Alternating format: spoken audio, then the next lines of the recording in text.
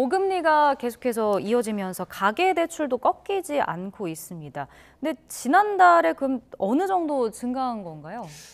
사실 이제 6.8조 정도 증가했다고 하는데 이제 둘 다 증가했죠. 가계대출은 크게 주택담보대출하고 신용대출이라고 보는데 주택담보대출이 5조 3천억 가량, 그다음에 나머지 신용대출도 1조 원 이상 증가하면서 빠르게 증가했다라고 보시면 될 것 같습니다. 그래프상으로도 은행에 이제 가계대출 증감 추이가 나오는데 8월에 좀 올라갔다가 9월달에 좀 감소했거든요. 예. 9월달에 사실 뭐 해석이 여러 가지가 있는데 신용대출 부분들이 보너스를 받아서 감소한 것들이 아니냐라는 뭐 여러 가지 해석이 있긴 한데 예. 왜냐하면 보너스를 받으면 빚을 탕감할 여지가 생기니까 이게 그럼에도 불구하고 좀 많이 수치적으로는 굉장히 많이 증가했다라고 보시면 될 것 같습니다.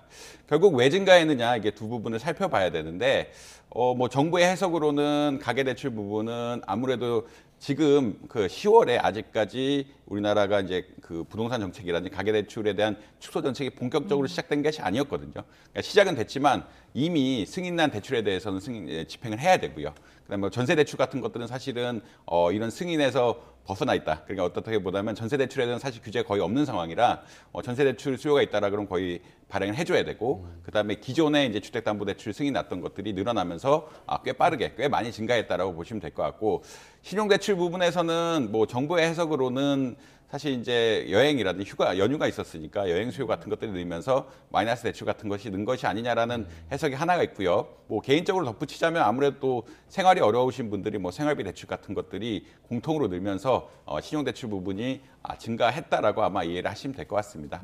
결국은 가계부채 대책을 조금씩 내놓고 있는데 사실 시점이 한 9월 이때부터 사실 강화됐거든요. 이런 것들이 강화되기 생각한 시점이랑 정책 효과가 나타나는 시점이 좀 차이가 있고 그다음 신용대출 같은 부분에서는 이제 생활비 대출 같은 부분에 대한 수요 결국 우리가 쓰고 싶은 것을 뭐 필수재를 쓸 수 있고 사치재를 쓸 수가 있는데 이런 필수재에 대한 수요가 남아 있어서 신용대출 부분 같은 것들이 계속 늘어나고 있는 것이 아니냐 이렇게 평가를 하고 있습니다. 예.